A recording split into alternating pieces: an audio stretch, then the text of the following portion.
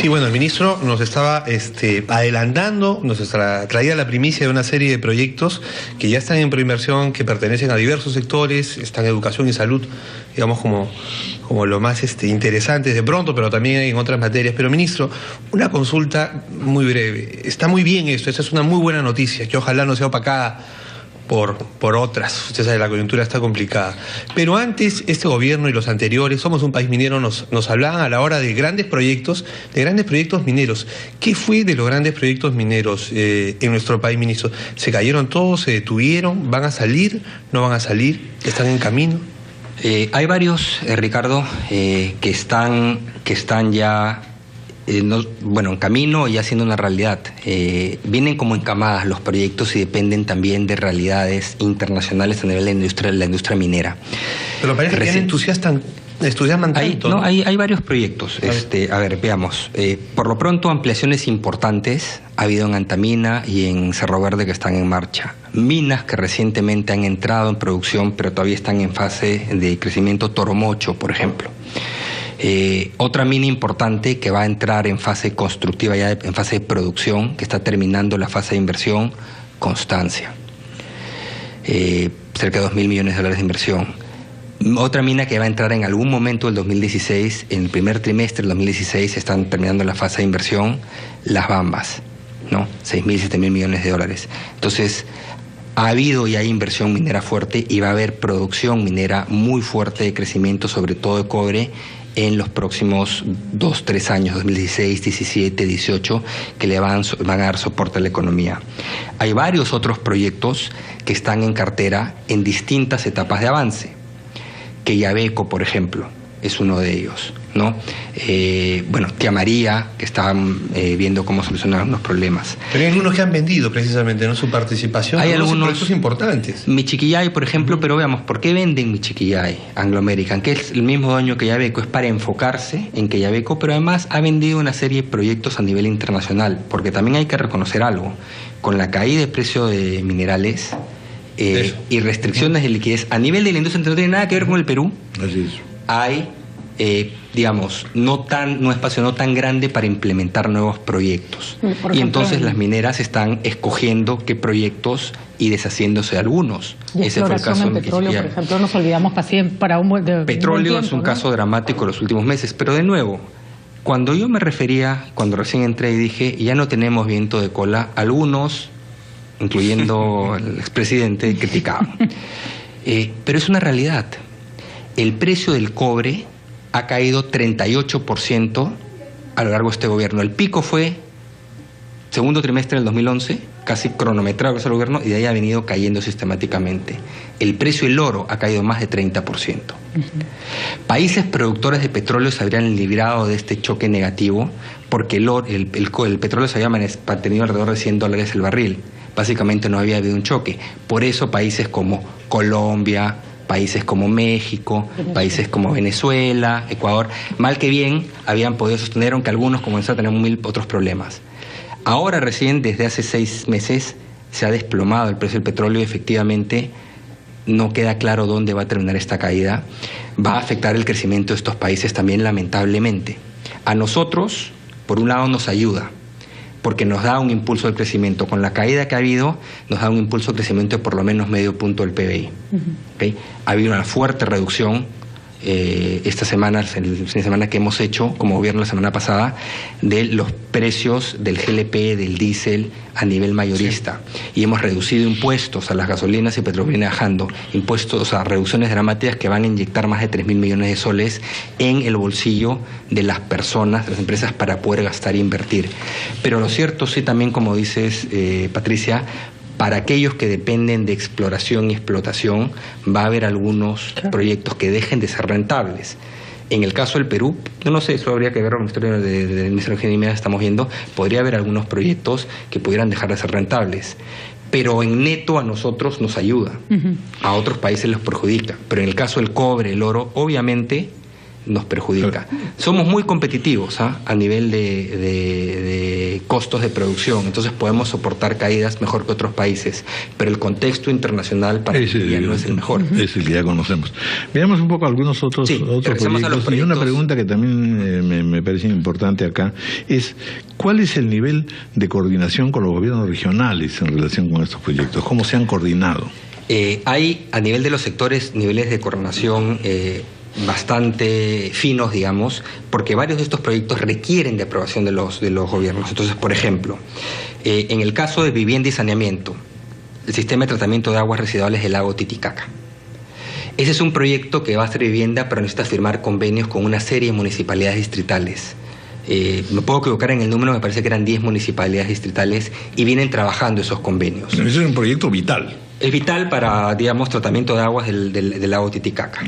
Lo mismo, saneamiento, agua y desagüe en la región de La Libertad, en La Libertad, Sedalip.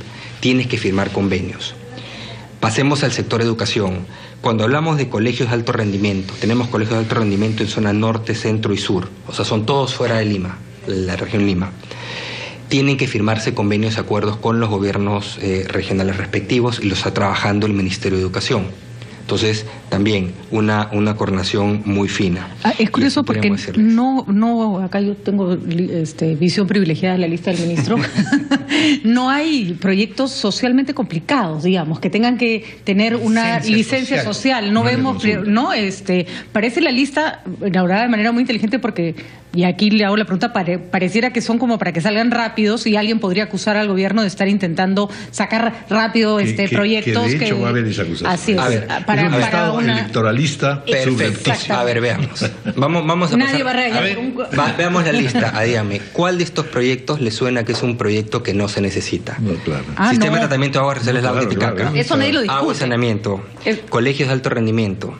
Colegios de alto riesgo en distritos de Lima, en Ate, en Comas, en Villa María del Triunfo. ¿Qué significa colegios de alto riesgo? Que de acuerdo al censo están en riesgo de tener algún tipo de percance. De acuerdo, ministro, pero la necesidad de la obra es indiscutible. El Perú es un país que necesita muchísimas cosas. ¿Qué se hacen y en qué momento es lo que genera o puede generar críticas o suspicacias? ¿No es cierto? Esto a año y medio de que empiece el tema electoral, construir un colegio no demora mucho. ¿Qué podría pasar? Que tengamos 54 colegios nuevos justo para el 2016. Listo. En campaña, se inauguran todos. A ver, si quisiéramos hacer campaña, el gobierno quisiera hacer campaña, yo la verdad que de político no tengo mucho, no lo harías por asociaciones público-privadas, porque la asociación público-privada toma tiempo en madurar. Esto está pensado de acuerdo en el mediano plazo, en hacerlo seriamente. Pero sigamos viendo hospitales, hospital Sergio Bernales, hospital de Huaycán, patología clínica, residuos hospitalarios para Lima y Callao, gestión de la Escuela de Salud Pública, proyectos de transporte, corredor económico central, lo que decía Ricardo, para descongestionar la carretera central, sistema inteligente de transportes para poder disminuir los accidentes de tráfico como el tráfico, anillo vial periférico. Y varios de esos tienen expropiaciones y cosas que socialmente no son fáciles. Por eso no se hacían. Monorriel de Arequipa, etcétera. Entonces, es un combo muy importante y pensado en cerrar las brechas de cada sector. Y como les dije, hay expresiones de interés. Va a haber otro anuncio el lunes en Proinversión de qué otros proyectos interesan a los sectores para continuar cerrando esta brecha con un horizonte de mediano a largo plazo, porque acá no se va a cerrar en un día. Claro que sí. Bueno, el tiempo nos está ganando, son las 9:12 y la verdad que está el tema de los fonavistas, ¿no es cierto? Hay protestas y decepción en general. El día de ayer la gente diciendo que, en fin, lo que esperaban no es exactamente lo que les están garantizando que van a recibir, por un lado, y por otra parte, los periodos en que van a poderse lograr estas cosas. A ver, ¿cuál es el cuadro, cuál es el marco en el que están ustedes trabajando? Sí, doctor Raúl, considerando que hay resistencias muy fuertes, ¿no? La gente está muy decepcionada, la verdad. La devolución va por cuenta de una comisión ad hoc creada por ley, no directamente el Ministerio de Economía, pero sí hay representantes, a través de ellos me informo. Y ahí te puedo decir lo siguiente: yo he estado acá y en otros medios informando sobre el FONAVI, he estado en el Congreso de la República 2 veces. Las expectativas de los fonavistas, de aquellos que esperaban recibir más, han sido alimentadas por terceros que no han sido fuente oficial y que lo han hecho sistemáticamente y lo siguen haciendo. ¿Okay? Y ahí quizás hay un rol para el Congreso de la República. Le hemos dado una serie de evidencias para que la Comisión de Vivienda del Congreso investigue, ¿no? Y investigue seriamente, así como intentos de crear comisiones falsas usurpando funciones ilegales. ¿Okay? Entonces, eso es por un lado. Y por eso instruimos, por favor, le pedimos a los fonavistas que solamente sigan fuentes oficiales para efectos de la devolución. La única información oficial proviene de la comisión ad hoc creada por ley. Ayer se han recibido casi 690.000 consultas por internet que han sido atendidas, más de 7.000 llamadas y me parece que 2.000 atenciones en persona. Es decir, los sistemas de información están funcionando. Y se ha coordinado con el Banco de la Nación para que a partir de mañana los fonavistas también puedan acercarse si quieren verificar. Es un proceso muy sencillo. Hay 103.011 fonavistas que van a poder cobrar a partir de el próximo lunes 19. ¿El jueves les llega una notificación precisando cuánto es? Les llega cuánto es y lo hemos dicho. Es básicamente por cada periodo aportado, son un equivalente a entre 10 y 11 soles. Y bueno, se les da de una. O sea, si una persona contribuyó 150 meses, son 1.500 soles. Bueno, ¿okay? Vamos a dar el promedio es como 1.500, entre 1.500 y 1.600 lo que van a cobrar en este primer grupo. Van a recibir su certificado en su domicilio en esta semana. En realidad el certificado es informativo, porque lo único que van a requerir para poder cobrar es acercarse a partir del lunes próximo al Banco de la Nación con su DNI, o en el caso de los que sean terceros con el poder respectivo, etcétera, etcétera. Y ahí se va a poder verificar. Y si están entre el primer grupo, proceden a cobrar. Es bastante sencillo y por eso instruimos, le diría a los fonavistas, por favor, sigan la información oficial.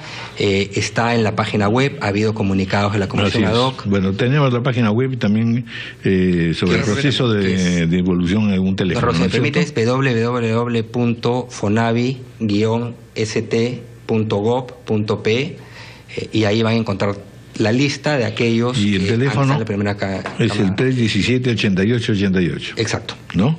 Sí. Donde se pueden hacer las consultas. Ayer 690.000 consultas por internet, que personas que pudieron consultar, ¿no? Y una pregunta para el sistema funciona, está todo preparado preparado para el pago. Ahora, la plata que se espera, en realidad había la ilusión de que era más, ¿no es cierto? De nuevo, era solo una ilusión. De nuevo, que cobren las personas no significa que luego no puedan reclamar también. Y el aporte de las empresas también. Sí, después pueden reclamar porque lo que puede haber es evidentemente si ha habido periodos mal computados, porque nuevamente acá hay que verificar la historia laboral.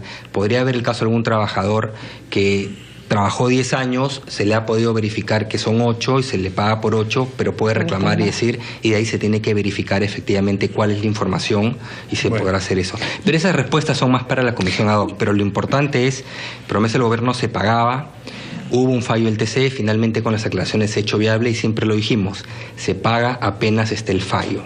La comisión ad hoc ha hecho todo lo correspondiente para pagar y está todo en proceso. De acuerdo. Una pregunta final, ministro. ¿Usted se sienta cerca del señor Urresti en el gabinete? ¿Qué tan cómodo se siente con un ministro que insulta a mujeres, fastidia? Pues no, digamos, no se comporta como una autoridad. No vamos a dar mayores detalles. Bueno, yo creo que cada quien tiene su estilo. Y mucho de lo que ha hecho es responder a ataques hacia el gobierno. A veces, efectivamente, a mí también me ha ocurrido, uno puede irse un poco de boca, pero en usted sería una actitud no, pero en ese caso es excepcional, ¿no? Irse de Twitter significa que hay que redactar, escribir. No, y además por eso yo no tengo Twitter. 15 minutos. Y además es constante, por eso no tengo Twitter. ¿no? Pero ¿no le parece que está opacando el trabajo que se hace en el Ministerio de Educación, el trabajo que se hace? Que nos trae de repente queda en segundo plano. Porque... Mire, yo creo que acá hay una labor de todos y es importante tomarlo en cuenta. Ejemplo, entrevista al expresidente Alan García ayer diciendo todo el mundo espera que la economía crezca 3%. Falso. Vea expectativas están entre 4,5 y 5. Ya, pero usted no le dice gordo, ni le dice que tiene el ego muy grande, ¿no? Pero digamos, genera un clima político cargado, siendo quinquenios perdidos cuando se ha hecho tremenda obra durante este gobierno. Las declaraciones que está usted haciendo. Así es. En ese nivel. No es exactamente lo que viene ocurriendo, pero en fin, es otro el panorama en realidad en ese sentido, y vamos a ver si conversamos en algún momento, a riesgo, por supuesto, de ser insultados, con el ministro Urresti. Muchas gracias, ministro. Muchísimas gracias. Mucha suerte en todo este tema que es realmente importante. 9:18 de la mañana, vamos a hacer una pausa.